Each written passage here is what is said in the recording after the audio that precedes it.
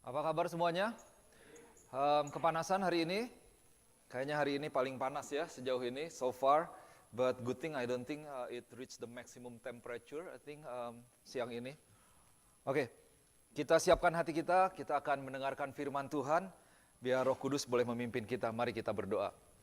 Tuhan Yesus, kami mengucap syukur Tuhan buat kehadiran Roh-Mu di dalam kehidupan kami yang menolong, membimbing, mengarahkan, menguatkan, menyemangati kami selalu Tuhan. Sore hari ini hamba-Mu berdoa, Roh Tuhan boleh terus membawa kepada pertumbuhan yang baik untuk setiap kami Tuhan. Sehingga ketika firman Tuhan boleh kami dengar, firman Tuhan itu boleh memberikan satu kekuatan, satu nutrisi yang baik, satu inspirasi yang membawa kami boleh terus bertumbuh di dalam Tuhan. Dan kami boleh terus membawa kemuliaan bagi nama Tuhan. Lord, I pray that you will also enable and empower your servant in Jesus' name. Amin. Amin. Amin.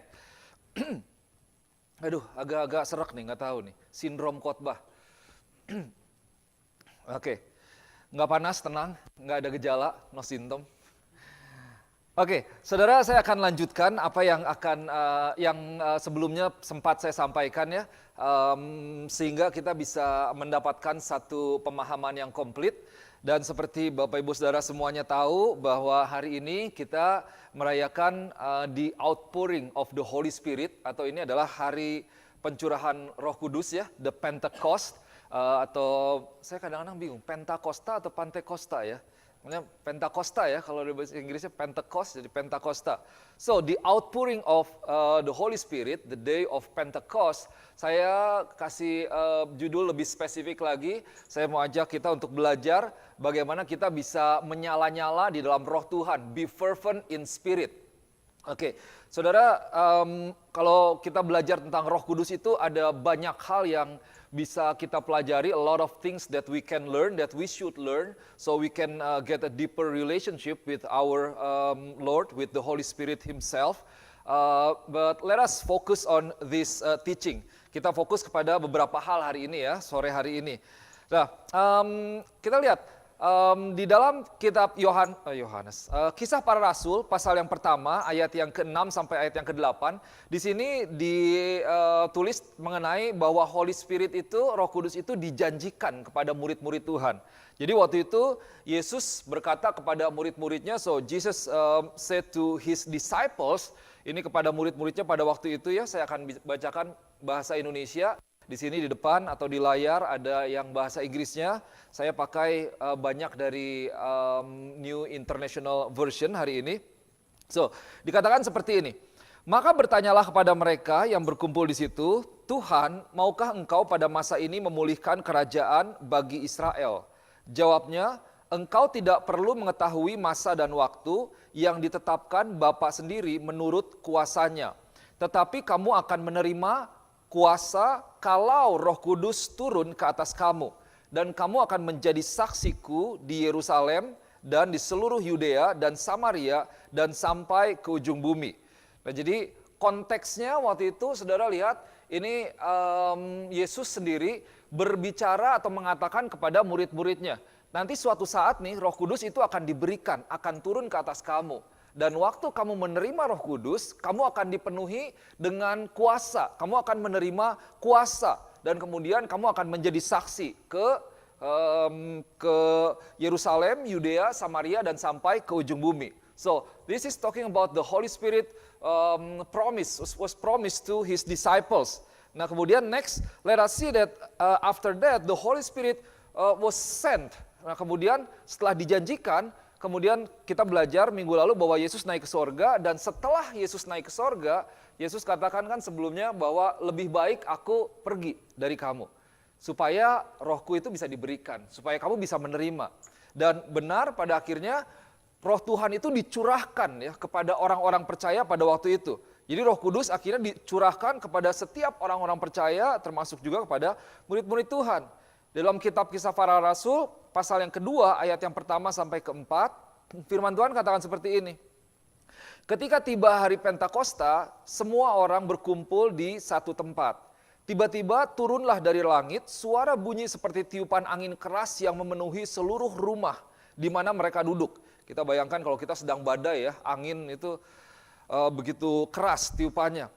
Kemudian ayat 3, dan tampaklah kepada mereka lidah-lidah seperti nyala api yang bertebaran dan hinggap pada mereka masing-masing. Nah saudara, saya mau sampaikan bahwa Roh Kudus ini digambarkan dalam beberapa bentuk kalau kita lihat di Alkitab. Kita lihat di sini digambarkan seperti angin yang keras, berhembus yang keras, kemudian digambarkan seperti lidah-lidah api, nyala api. Di dalam kitab lain, di Alkitab juga sering digambarkan bahwa Roh Tuhan itu seperti air yang mengalir. Begitu. Oke, ini pengetahuan saja, kita bisa belajar dalam waktu-waktu kita. Kemudian ayat yang keempat, maka penuhlah mereka dengan Roh Kudus. Oke, saudara perhatikan di situ dikatakan penuhlah mereka dengan Roh Kudus. Lalu mereka mulai berkata-kata dalam bahasa-bahasa lain seperti yang diberikan Roh itu kepada mereka untuk mengatakannya. Jadi mari kita fokus bahwa ketika Roh Kudus diberikan itu mereka penuh. Ini pencurahkan Roh Kudus itu dikatakan pencurahan atau dibilang di outpouring, jadi dicurahkan, dilimpahkan. Jadi itu benar-benar satu hal yang benar-benar generously, secara melimpah diberikan gitu ya. Nah kemudian next kita belajar bahwa Roh Kudus juga dijanjikan kepada setiap kita, umat Tuhan. Jadi bukan hanya pada waktu itu, tetapi untuk setiap orang percaya pada hari-hari ini juga. Untuk Bapak Ibu Saudara dan saya semua. Nah kita lihat di ayat yang ke-16 sampai ayat yang ke-21, masih Kisah Para Rasul pasal yang kedua. Firman Tuhan katakan begini, tetapi itulah yang difirmankan Allah dengan perantaraan Nabi Yoel. Akan terjadi pada hari-hari terakhir, demikianlah firman Allah, bahwa aku akan mencurahkan rohku ke atas semua manusia. Maka anak-anakmu, laki-laki dan perempuan akan bernubuat, dan teruna-terunamu akan mendapat penglihatan-penglihatan, dan orang-orangmu yang tua akan mendapat mimpi. Wah ini kalau kita sering mimpi apakah kita udah tua gitu berarti ya. Oke, 18. Juga ke atas hamba-hambaku laki-laki dan perempuan akan kucurahkan rohku pada hari-hari itu, dan mereka akan bernubuat. Dan aku akan mengadakan mujizat di atas, di langit dan tanda-tanda di bawah di bumi, darah dan api dan gumpalan-gumpalan asap. Matahari akan berubah menjadi gelap gulita dan bulan menjadi darah sebelum datangnya hari Tuhan, hari yang besar dan mulia itu. Dan barang siapa yang berseru kepada nama Tuhan akan diselamatkan. Oke, saudara yang kasih Tuhan, kembali dari waktu Yesus menjanjikan Roh Kudus kepada murid-muridnya, kemudian Roh Kudus dicurahkan kepada orang-orang percaya, kemudian Tuhan menjanjikan juga Roh Kudus akan diberikan kepada setiap kita. Di situ dikatakan bahwa Roh Kudus itu akan dicurahkan atau diberikan secara penuh. So being poured out. Itu berarti satu hal sederhana, kalau dibilang dicurahkan itu berarti itu ditumpahkan banyak-banyak. Jadi generously, melimpah gitu ya diberikan. Jadi bukan cuma dituangkan sedikit, kalau kita nuangin teh pelan-pelan, tapi ini ditumpahkan. Sebenarnya saya pengen bikin video gitu, saya disiram pakai air lewat ember gitu ya, cuman nggak sempet kali, jangan juga dingin kali. Jadi ditumpahkan, benar-benar seperti kalau orang tuh bilang, ayo curahkan isi hatimu. Kalau orang mencurahkan isi hati kan, wah kayaknya cerita terus bisa lama, bisa sejam, bisa 2 jam, itu mencurahkan isi hati. Kira-kira pengertiannya tuh seperti itu, bahwa jadi Roh Kudus ini diberikan, dicurahkan secara melimpah, banyak sekali gitu, ditumpahkan. Nah akibatnya apa? Kalau orang dicurahkan, being poured out, itu berarti orang itu akan mengalami sebuah kepenuhan. Gitu. Dia akan basah dan melimpah. Tadi di lagu yang tadi dibilang, Holy Spirit, you are welcome here, come flood this place. Ya. Wah kita, saya nggak tahu saudara pernah merasakan kebanjiran apa enggak, saya pernah. Itu rumah juga memang penuh. Jadi kalau dibilang kebanjiran itu kan tertutup, tergenang air, tertutup ya. Nah itu yang namanya come flood this place. Jadi apakah itu diri kita secara pribadi atau juga jemaat Tuhan. Ayo Roh Kudus penuhi, banjiri. Jadi kalau dibanjiri itu benar-benar sampai bukan showery gitu. Bukan showery, apa showery ya. Bukan di shower atau disiram tapi dibanjiri dengan penuh melimpah-limpah gitu. Nah itu yang sebenarnya menjadi janji Tuhan buat setiap kita. Nah untuk kita boleh melihat, mengenal atau mengerti lebih dalam lagi, saya akan ajak saudara untuk kita boleh melihat juga di dalam kitab Lukas pasal yang ketiga ayat yang ke-16. Ini talking about the baptism of the Holy Spirit. Ya, kita lihat sedikit. Ayat 16.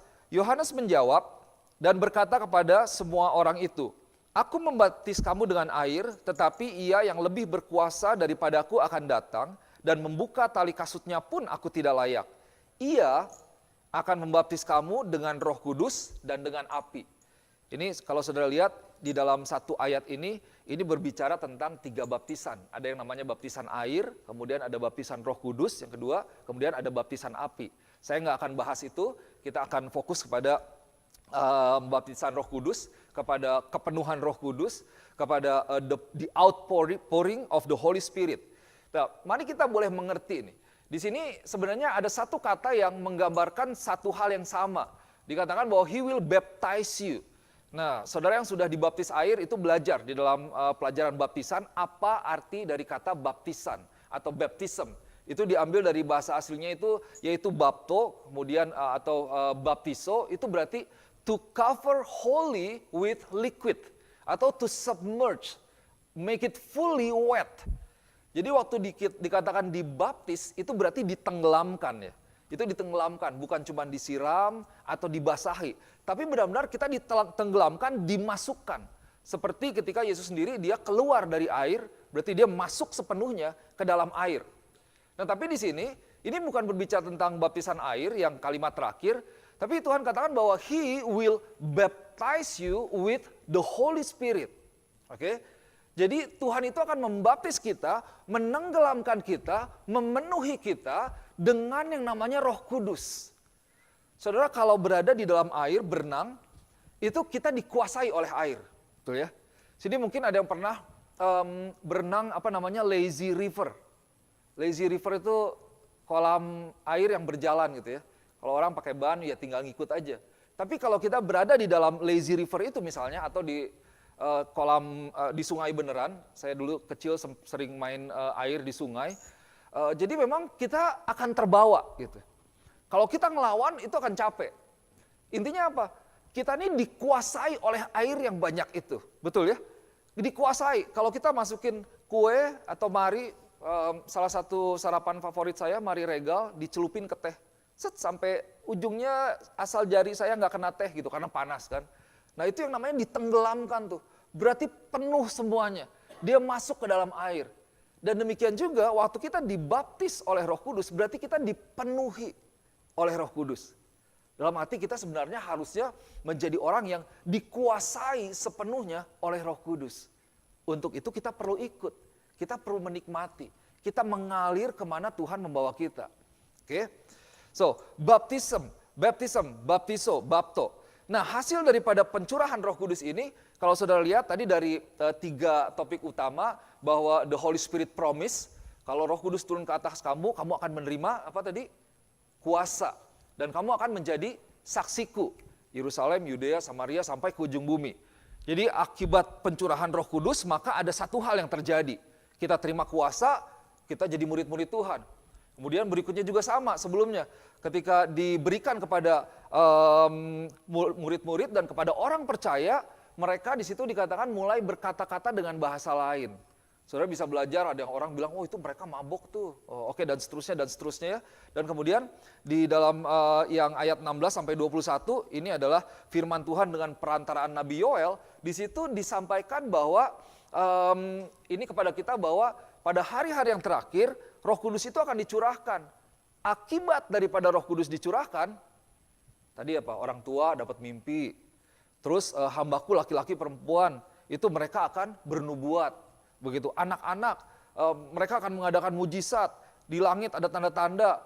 Dan seterusnya teruna-teruna mendapatkan penglihatan. Seperti itu. Nah, saudara lihat, ketika Roh Kudus diberikan kepada kita, being poured out into our life, then there will be something as the result of the presence of the Holy Spirit in our life. Oke? Karena Roh Kudus yang ada di dalam diri kita, maka ada hal yang terjadi harusnya sebagai output atau akibat dari keberadaan Roh Kudus dalam hidup kita. Saudara percaya itu? Ya. Jadi orang yang punya Roh Kudus itu sebenarnya dia orang yang harusnya kehidupannya berbeda. Nanti kita akan belajar lebih detail lagi nih. Ada banyak yang ingin saya sampaikan. Ini saya merasa saya bisa khotbah 2 jam, 3 jam kayaknya untuk topik ini gitu. Tapi kita lihat awalnya dulu ya, dasarnya dulu nih. Nah, saudara lihat bahwa akibat Roh Kudus dicurahkan, maka ada manifestasi daripada Roh Tuhan. Ada karunia-karunia roh yang terjadi. Kemudian kita lihat ada sebuah gairah, ada semangat yang luar biasa yang memenuhi murid-murid Tuhan, yang memenuhi orang-orang percaya. Sehingga mereka kemudian pergi, mereka memberitakan Injil, mereka pergi ke kota lain, mereka penuh dengan sebuah keberanian. Dan kemudian juga mereka dipenuhi oleh yang namanya sukacita. Ada sukacita, ada kedamaian, dan banyak hal yang menjadi karakteristik daripada Roh Kudus itu ada di dalam setiap pribadi yang dipenuhi dengan Roh Kudus. Mereka jadi orang yang berani, tidak takut, mereka tenang, penuh dengan kedamaian. Kita bisa lihat sebenarnya dari cerita Alkitab bahwa dalam kehidupan Paulus, dalam kehidupan banyak orang-orang yang mengalami tekanan dalam hidupnya, tapi mereka benar-benar bisa terus melayani Tuhan. Kenapa? Karena Roh Tuhan ada di dalam mereka. So, Roh Kudus dicurahkan, kemudian ada manifestasi Roh Kudus, keberadaannya, ada passion, ada gairah, ada semangat yang luar biasa. Nah, tapi saudara lihat, kita perlu belajar nih, bahwa kalau kita lihat seringkali gereja atau kita sendiri, kita kehilangan sumber itu gitu. Bahwa kita kehilangan manifestasi Roh Kudus di dalam kehidupan kita. Kita bisa jadi kehilangan manifestasi Roh Tuhan di dalam pelayanan kita. Kita bisa jadi melayani Tuhan dengan kemampuan diri kita sendiri tanpa melibatkan Roh Tuhan. Atau kita nggak tanya Tuhan, kita nggak minta Tuhan terlibat dalam hidup kita. Kita tidak bergantung kepada sumber itu sendiri, tapi hanya kepada si vesselnya aja, hanya penyampainya aja, yaitu diri kita sendiri. Akibatnya apa? Karena tidak ada Roh Tuhan, maka tidak ada dampak yang terjadi. Tidak ada perubahan di dalam kehidupan setiap orang. Tidak ada perubahan atau dampak yang nyata sebagai akibat dari keberadaan Tuhan yang ada atau bekerja lewat hidup atau pelayanan kita. Nah, ini yang harus kita kembalikan di dalam gereja Tuhan. Ada amin. Ini yang harus kita miliki kembali nih, sebagai orang-orang yang dipenuhi oleh Roh Kudus. Well, kenapa saya sampaikan ini? Kita sudah belajar tentang the outpouring, I think for the whole of our life. Ya, kita udah belajar banyak, bukan pertama kali mendengar. Saya mau ajak, makanya saya bawa kepada satu topik, be fervent in spirit. Bagaimana kita harus terus memiliki api yang menyala-nyala di dalam kehidupan kita, bukan hanya pada waktu pencurahan Roh Kudus, tetapi juga sepanjang kehidupan kita, selama kita hidup di muka bumi ini.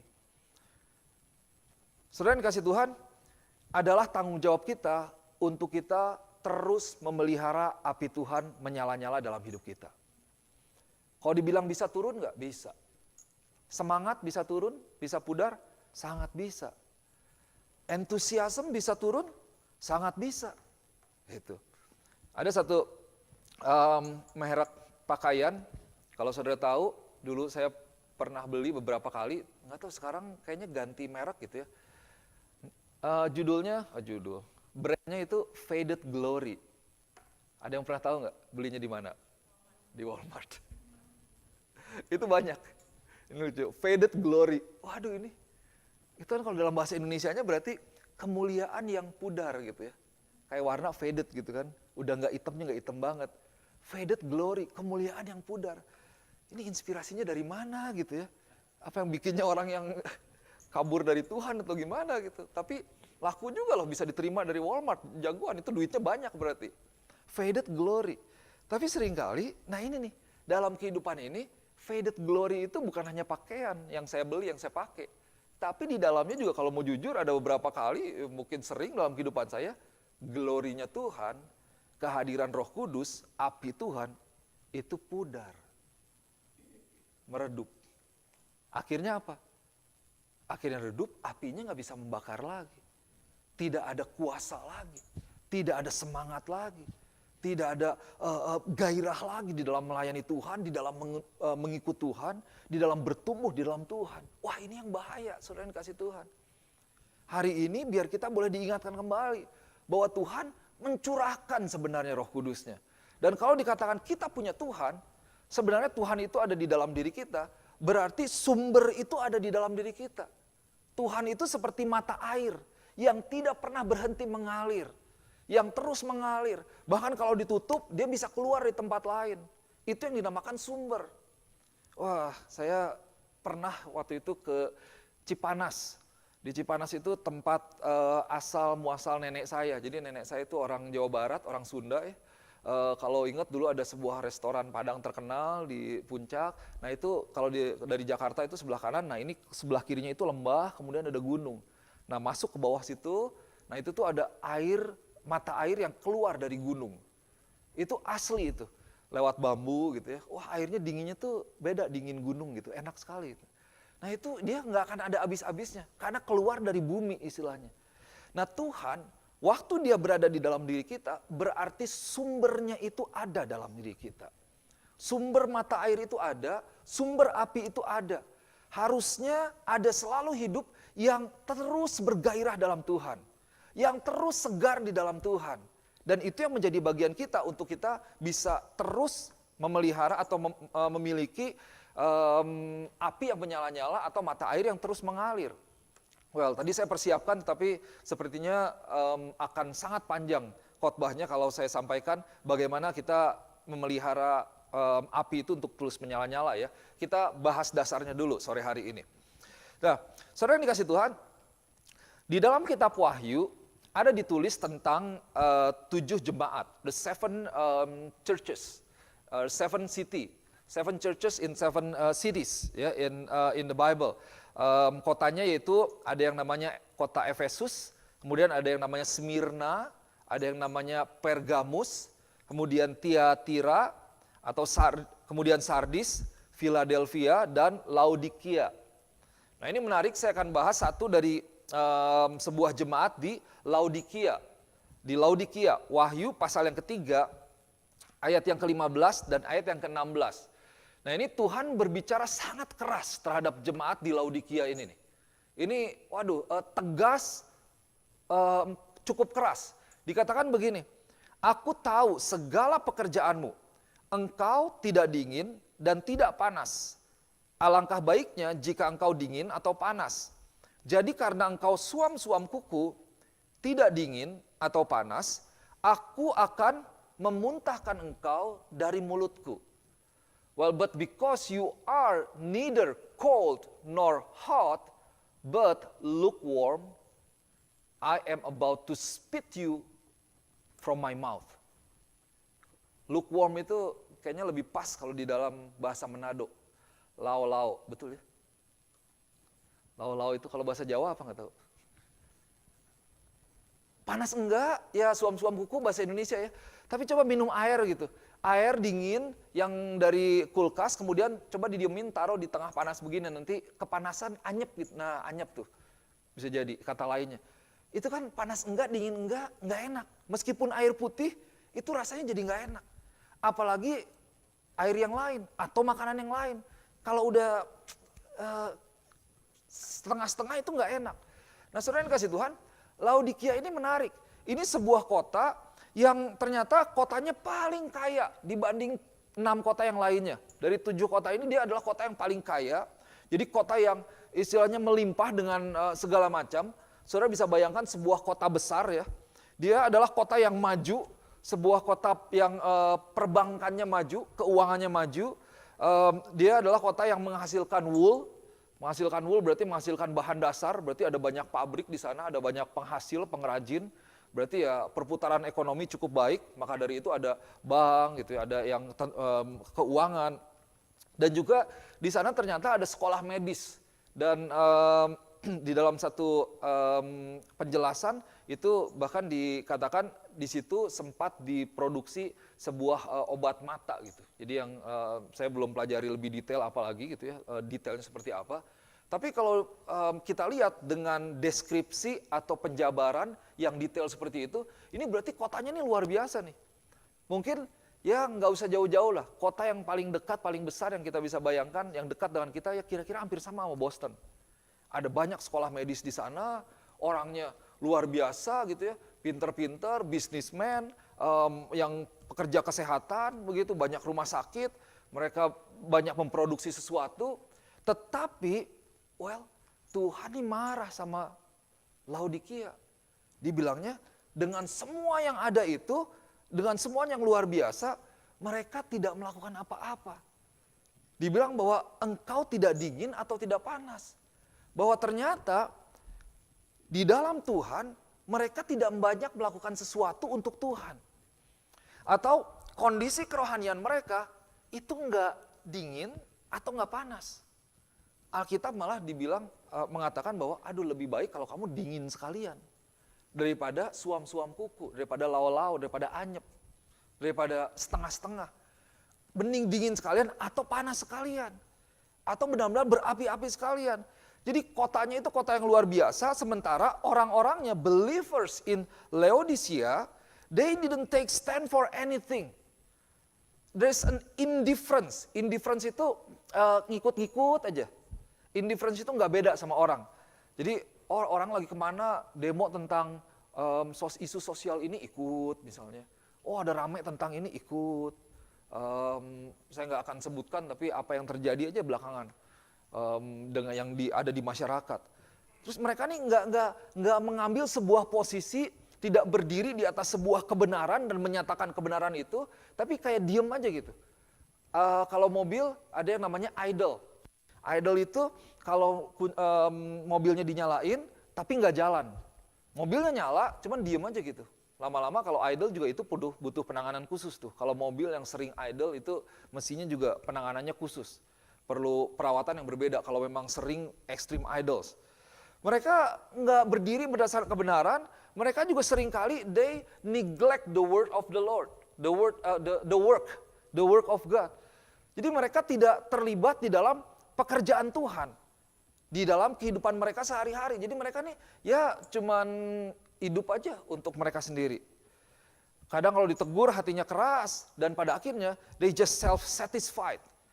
Mereka hanya memenuhi apa yang menjadi kebutuhan mereka. Fokus kepada apa yang menjadi kebutuhan pribadi mereka. Mereka nggak terlibat banyak dalam pekerjaan Tuhan.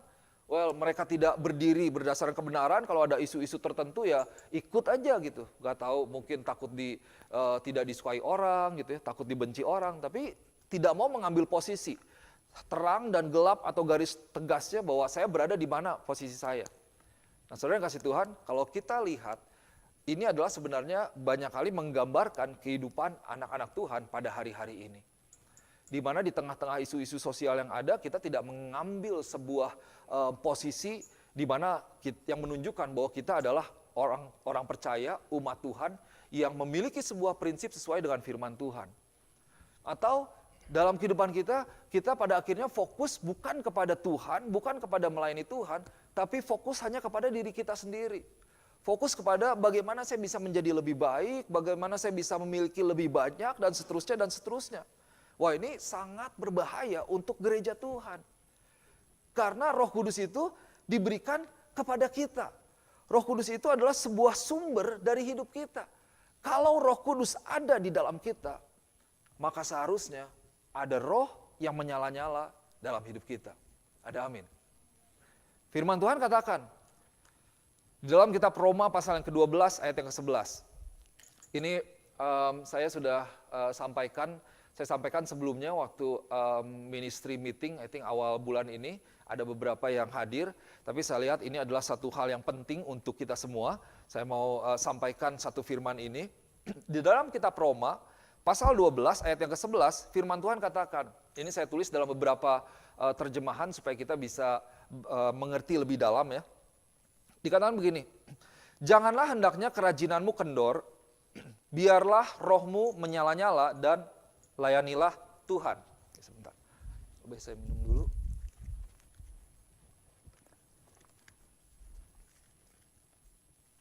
Oke, kemudian dalam English Standard Version itu ada New International Version sama The Passion Translation.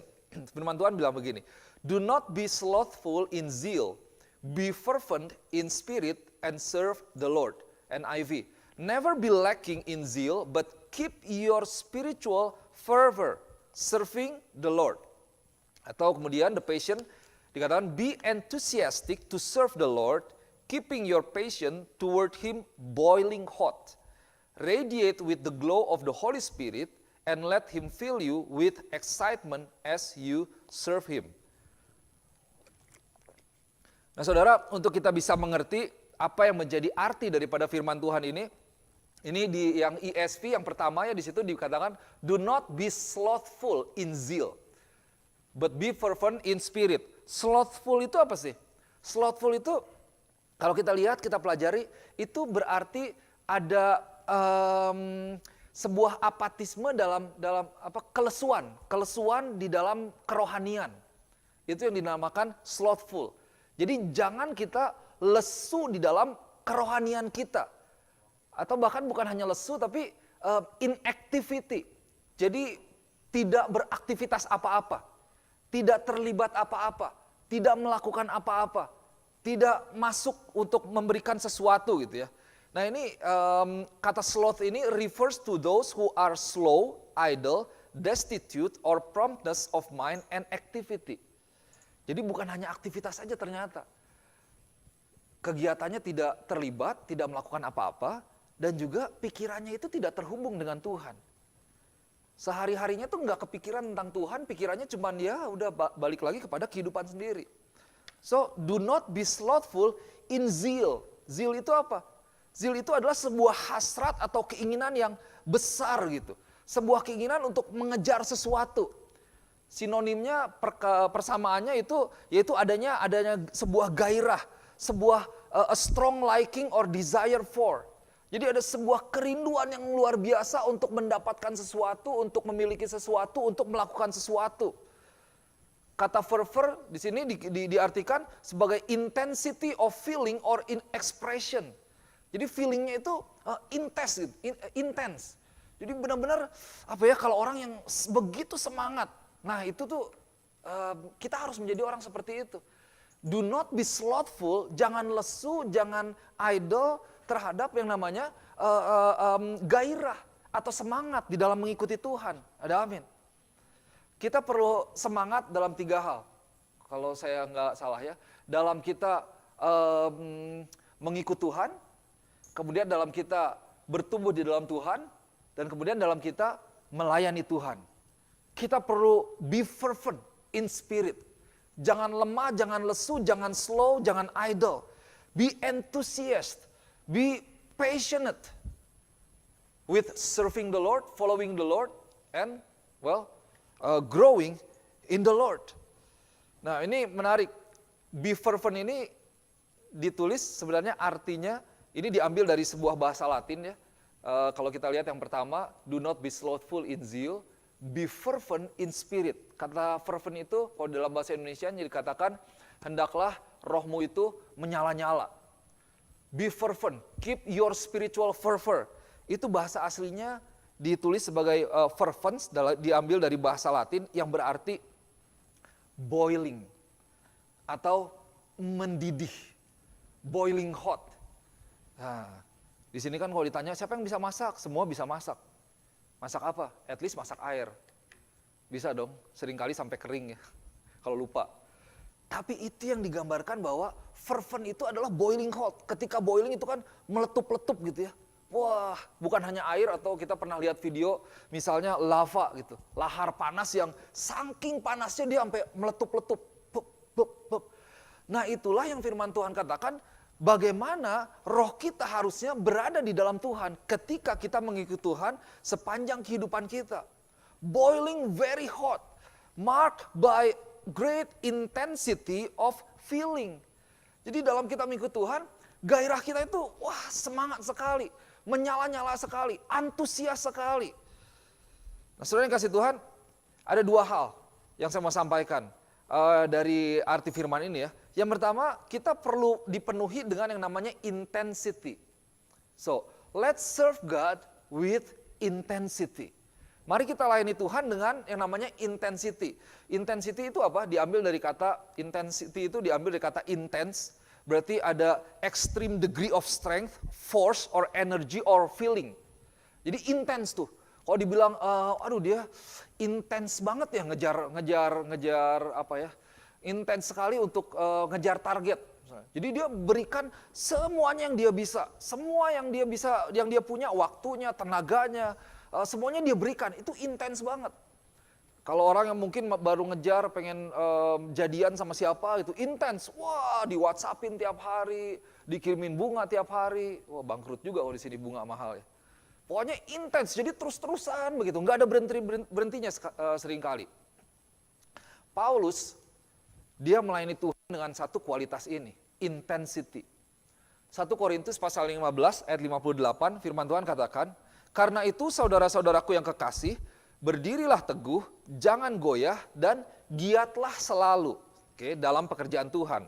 Sebab kamu tahu bahwa dalam persekutuanmu dengan Tuhan, jerih payahmu itu tidak sia-sia.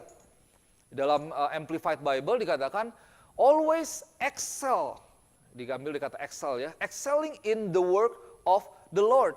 Saya bacakan, ini Amplified Bible bagus. Always excelling in the work of the Lord, always doing your best and doing more than is needed, being continually aware that your labor, even to the point of exhaustion in the Lord, is not futile nor wasted. It is never without purpose. Wah, atau dalam dua terjemahan lain dikatakan, always give yourself fully. Selalu berikan dirimu sepenuhnya. Selalu sepenuhnya. Bukan kadang-kadang sepenuhnya, bukan selalu tapi setengah-setengah, tapi selalu sepenuhnya di dalam kita melayani Tuhan. Itu adalah bukti daripada fervent in spirit.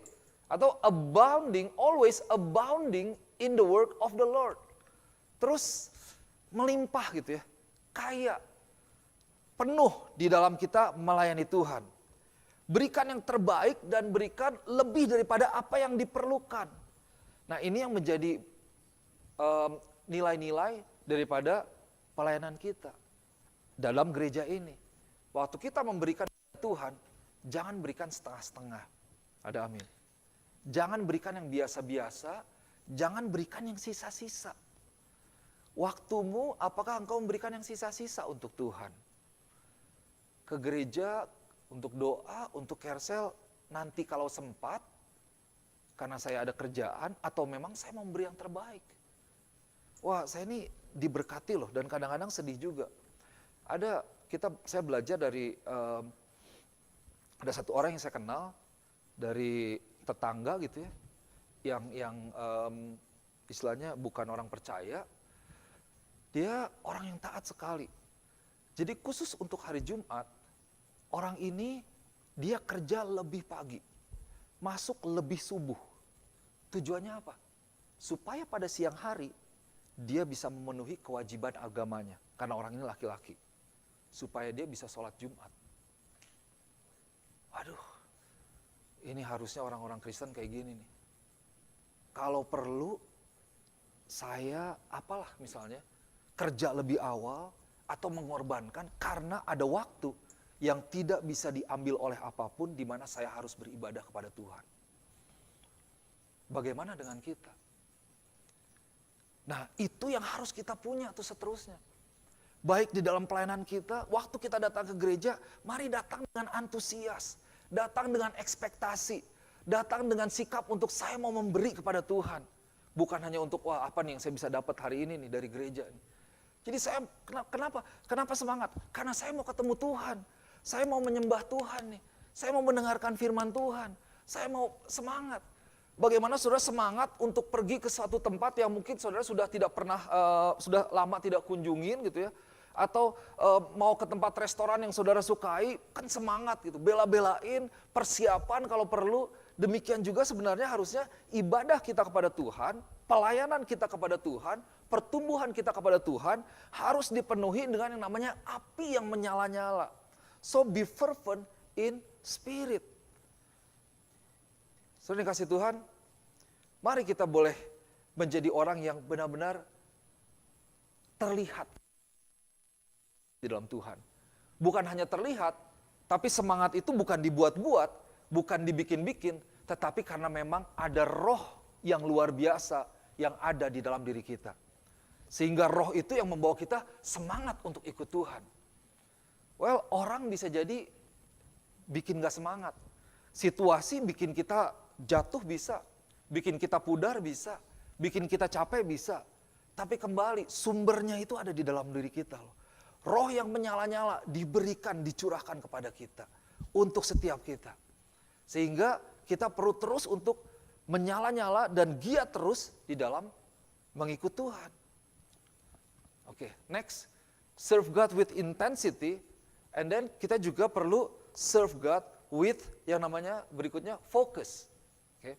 Serve God with focus. Roma 12 ayat 11 sebelumnya dikatakan, be fervent in spirit and serve the Lord. Hendaklah kamu tetap menyala-nyala dan layanilah Tuhan.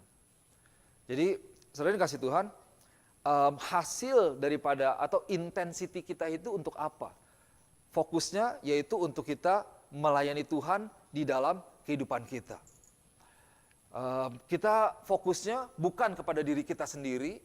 Well, saya percaya bahwa jemaat ini sudah cukup dewasa ya, antara kita, maksudnya kita melakukan apa yang Tuhan perintahkan, dalam arti amanat agung Tuhan lewat setiap hal yang kita kerjakan di pekerjaan kita, karena itu adalah ladang misi kita, itu adalah tempat di mana Tuhan taruh kita. Tetapi intinya bahwa tujuan daripada semua yang kita lakukan itu hanya kepada Tuhan. Jangan sampai diri kita itu mengambil alih posisi Tuhan. Fokusnya, prioritasnya jangan sampai terbalik. Tapi dari semuanya, Tuhanlah yang terutama. So kalau saudara lihat, di dalam kitab Kolose ataupun sebelumnya 1 Korintus 15 ayat 58 itu, Kolose 1 ayat 28-29, oh ini tadi belum saya bacakan ya. Belum saya bacakan ya, ini yang 28, saya bacakan cepat ya. Dikatakan begini, dialah yang kami beritakan apabila tiap-tiap orang kami nasihati, dan tiap-tiap orang kami ajari dalam segala hikmat untuk memimpin tiap-tiap orang kepada kesempurnaan dalam Kristus. Itulah yang kuusahakan dan kupergumulkan dengan segala tenaga sesuai dengan kuasanya yang bekerja kuat di dalam aku.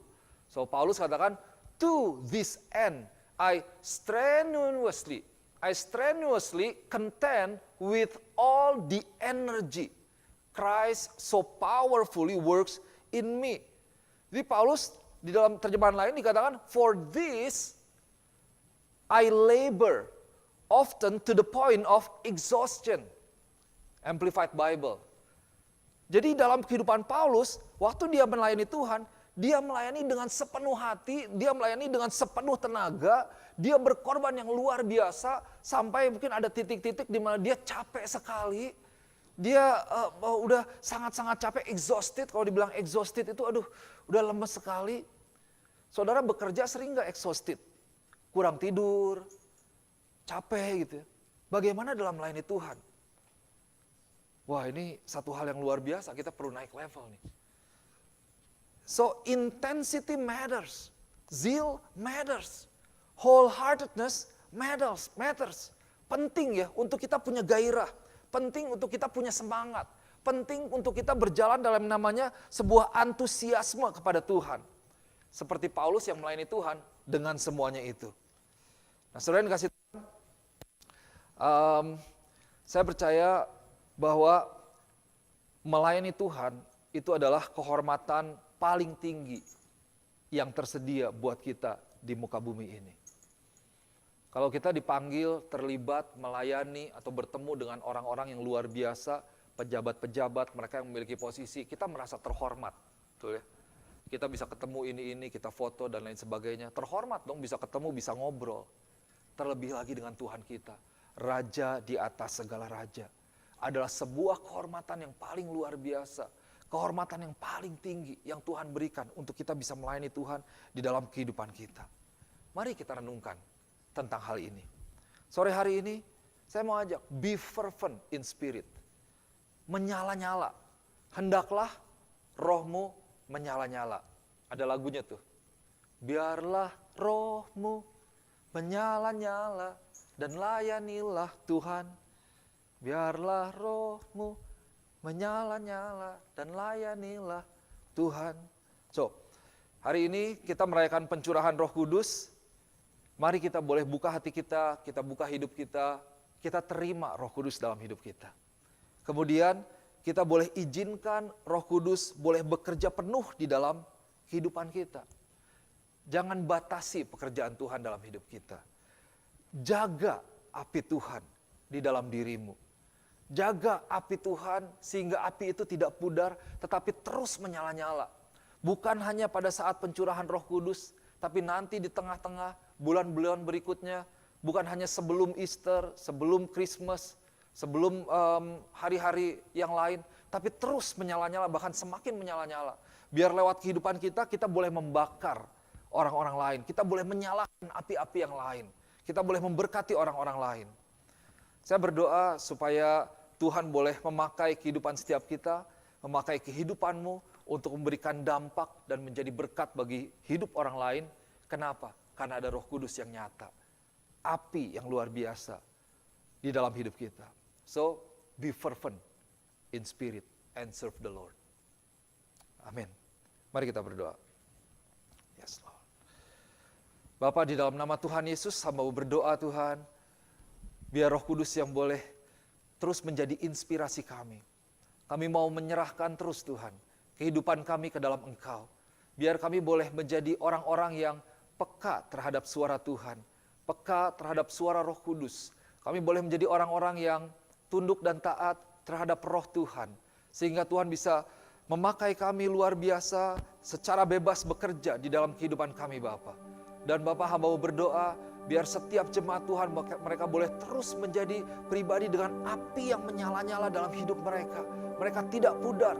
Mereka boleh terus menjaga api itu dengan boleh terus berkomunikasi dengan Tuhan, membaca, merenungkan firman Tuhan, berkomunikasi dengan Tuhan.